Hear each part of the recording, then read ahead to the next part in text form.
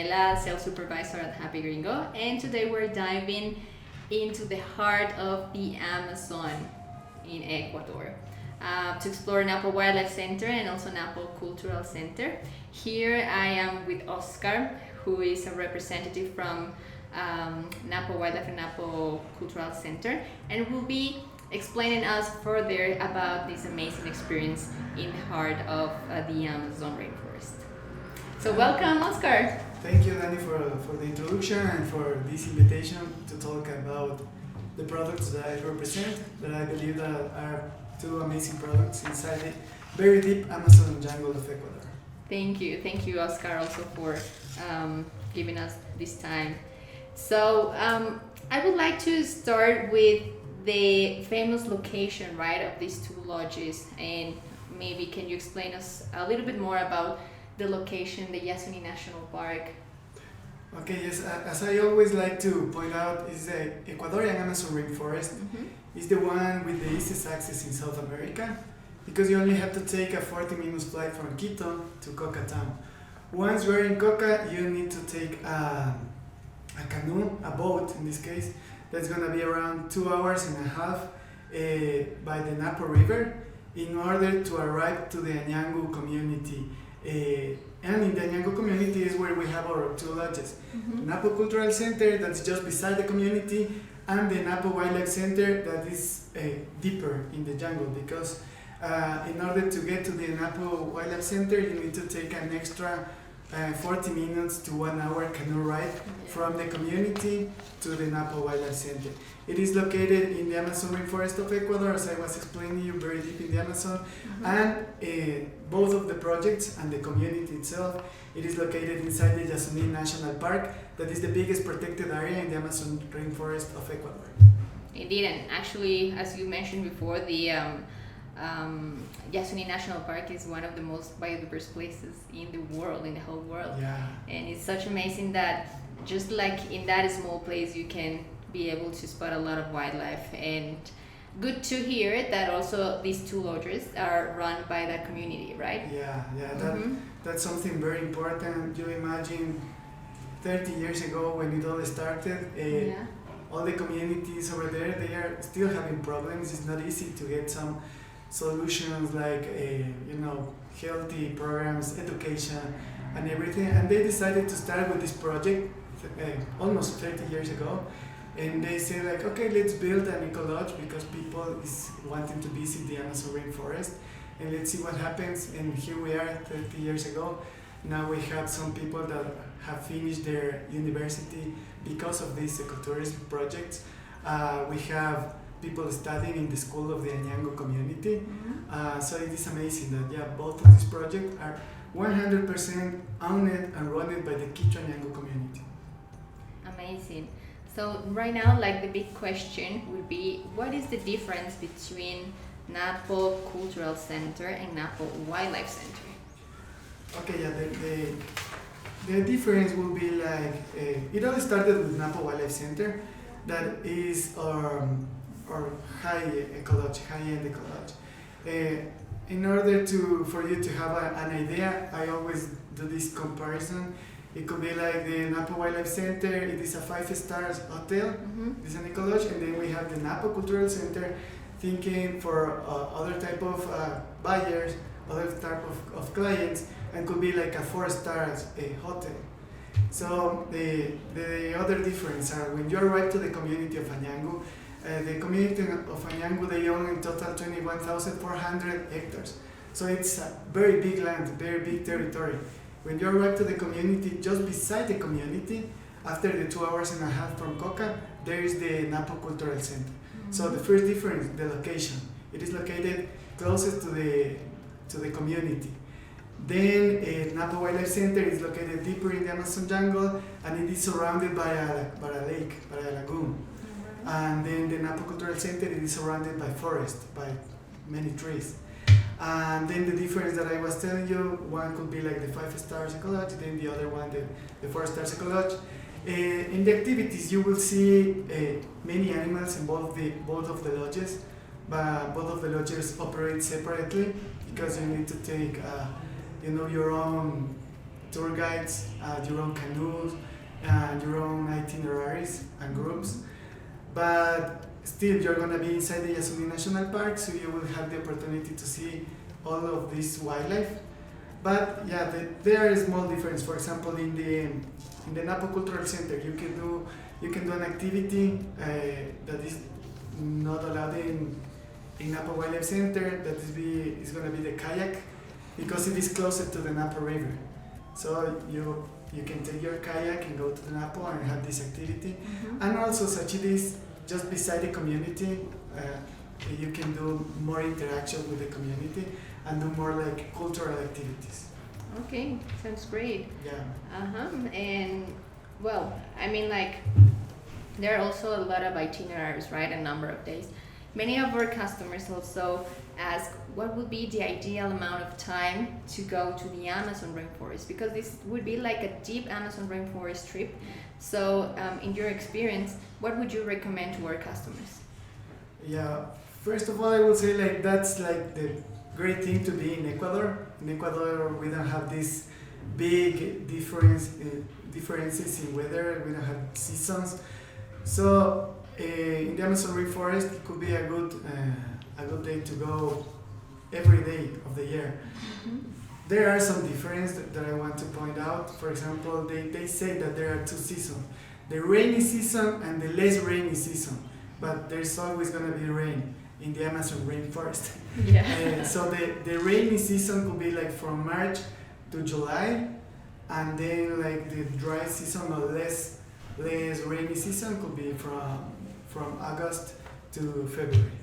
All right. But as I said before, any month of the year will be the best option to be there. Okay, and what would you recommend? Probably 3, 4, 5 days to explore the Amazon? Yeah, for me, for example, I will say like the best itinerary could be 5 days for 4 nights. It all depends on what you want to do in the Amazon rainforest. But for the time, I know that some people would like to mix this visit to the Amazon rainforest and then go to the Galapagos Islands, so probably they will take 4 days, 3 nights. That is the minimum that I will recommend. But the most required one is the 5 days and 4 nights. Great. Yes, and actually it's very important to everybody to know that once you arrive in Ecuador, and if you're going to the Galapagos Islands and you combine these two type of trips, it is also very important if you stay inside like for, as you said, 4 or 5 days, because the more you travel, the more you will see, right? Yeah. So probably you have more chances to spot more animals, more wildlife, the same as in the Galapagos Islands, right? It's like one of the hidden gems that we have in Ecuador. Yeah, and what you say is very important. You never know. For example, if you're going to a trail in the morning and then you have more time in the afternoon, you do the same trail, it's going to be totally different. Correct. And even in the night, and you're going to find many different type of animals and species. What about, is that true that in Napo Cultural Center the lodge is run by the women of the community only? Yeah, I mean, nowadays it's not only women that is run it, but it was for a time. But there is a project that is totally run by women. They are in charge of all of the activities in the Napo Cultural Center, not the administration in total, but all of the activities that you're gonna be doing there. For example, they are in charge of there's a store where you can buy some handicrafts, and of course the handicrafts are on sale. So they manage this store, only women. And when you do 1 day of visit in the Napo Cultural Center, women are the ones that are going to explain how they used to live in the Amazon rainforest, how it is to live nowadays, how they cook, what they eat, and all of their culture. So yeah, and this project, the group that they have is called the Mamakunas. Mamakunas, alright. Does that has like a meaning, Mamakunas? Yeah, Mamakunas is like the mothers that take care of everything. So yeah, they are the mothers that are taking care. In this case, not only the babies, but the visitors show in their culture. Great. So what cultural experience can guests enjoy, and why is community-based tourism is so important in this region?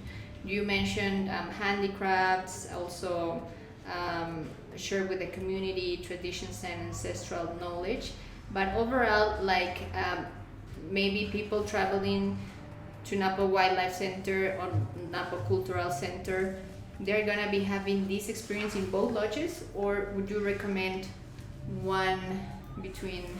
Yeah, it all depends in the time and what the client wants. As I was mentioning before, you are going to be doing the same type of activities in either one of the lodges. The difference are going to be, again, the main difference, of course, the type of accommodation and then the location.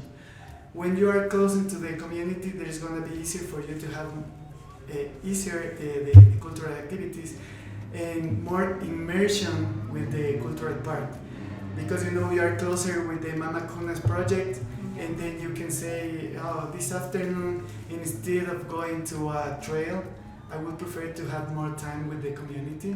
Of course, the clients have to tell us this before the tour, and then we are going to prepare these activities. There are beautiful activities. For example, you can be with the women in the store, and also you can share with them their ancestral knowledge. There are two activities that only you can do in the Napo Cultural Center. One is called the Wayusada, that is going to be these women teaching you how they used to drink and how they drink until now, the Guayusa. This is very spiritual and really nice option to do there. And there's also another activity that you're going to take a boat and you're going to be navigating by the Napo River.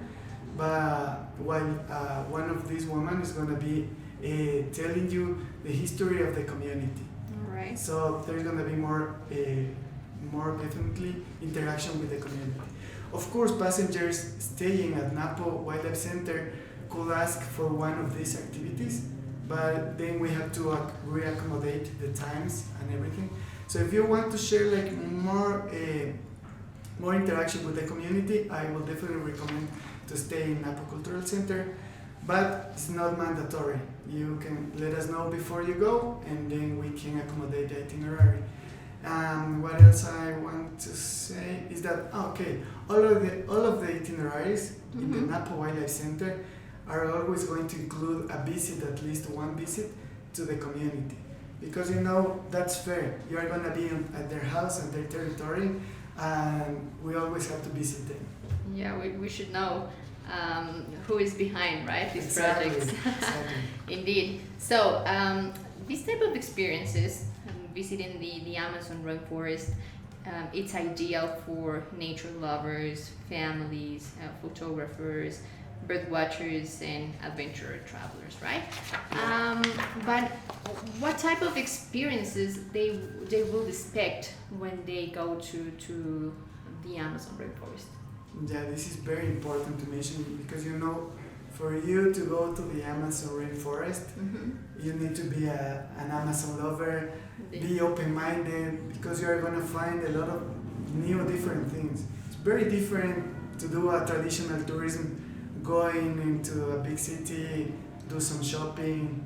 This is totally different. Yeah. When you're going there, you're going to get wet in the river, you're going to be there sharing the space with some animals, and we are really focused on that, in trying to spot many animals, because that's the good thing. Being inside the Yasuní National Park, it is very good for us, because the park has been protected since the 70s, and then we have an additional protection since the late 90s, where the community decided to start with this project. So the animals, they are very intelligent. They decided to go there because there's no hunting, nobody's gonna be there hunting them, right. And they just live their normal life. So we are gonna be focused and do some animal experience, spotting animals, especially birds. We have more than 600 species of birds there in the region, and then of course another type of animals, other type of reptiles and different species. Yes, indeed. And well, usually, like, I guess that the normal routine once you get into the lodges are early morning wake ups for sure, because it's when wildlife is more active, especially birds, right?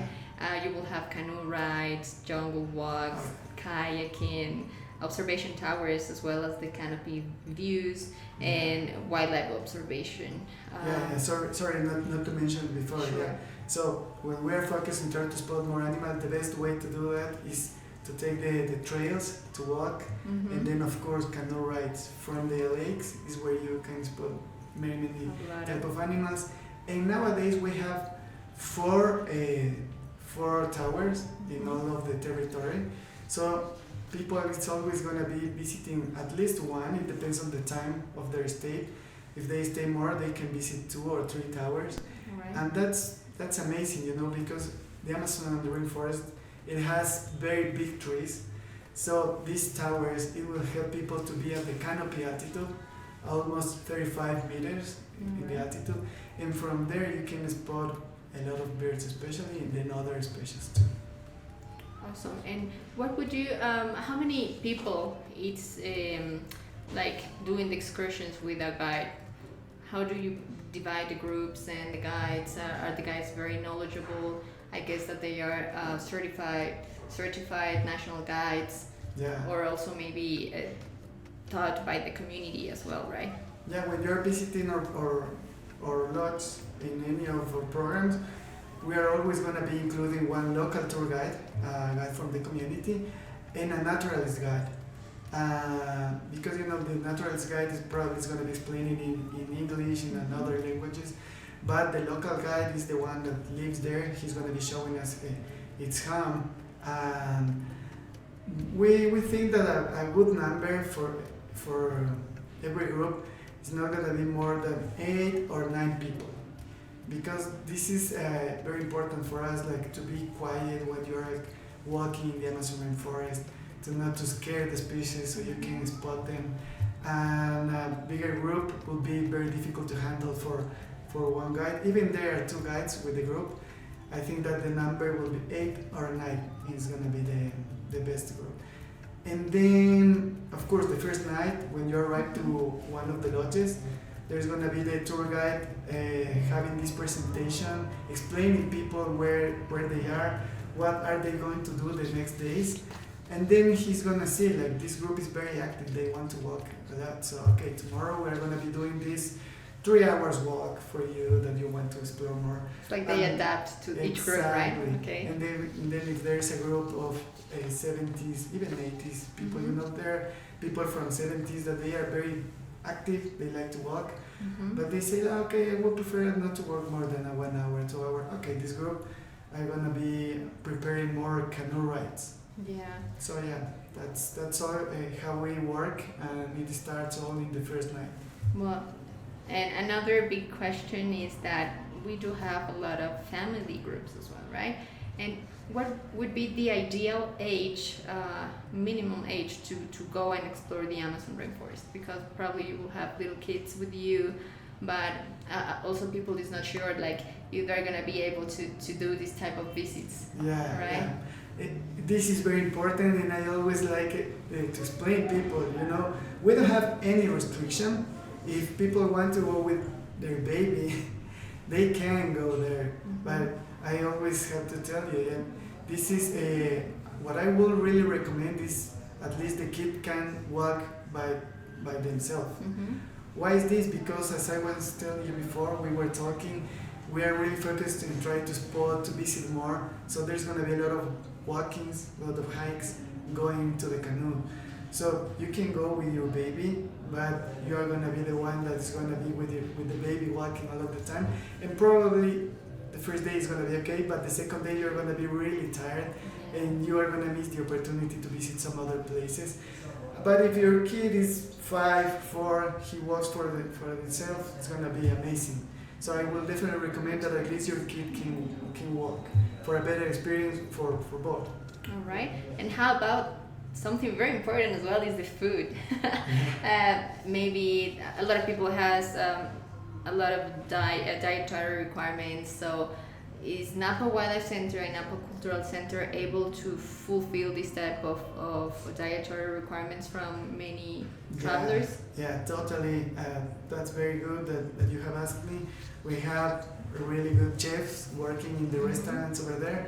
So we have international food and we can adapt for a very special requirements. So if before the stay of the passengers they tell us I cannot eat cheese, for example, or I'm allergic to shrimps, we prepare a specific type of food, or we do more food with at least 3 or 4 options for each passenger, so they can choose the food that they can eat. All right. But we also have had even groups, for example, kosher cuisine, and they have asked us like to prepare a special type of food, and it starts since the beginning of the preparation of the food, and we can work this with the restaurant chef. Okay. So yeah, there's not gonna be any problem. You don't have to worry. Just let us know before you go, and we're gonna be really well prepared. So for some advices, booking advices, I know like these type of lodges have limited cabins, right? So not a lot of people can come in to visit in big masses. So what would you recommend to like for booking in advance, maybe 6 months beforehand, or 4 or 5, even a year, because there are some also high seasons, right? So what would you recommend in this case? Maybe wait for last minute bookings or book in advance your trip? Yeah, I will definitely recommend to book in advance, because you know after the pandemic all of the tourism industry changed a little bit, and we were all worried and we don't want to spend our money, and we were buying something like 1 week ago, but it is not happening anymore.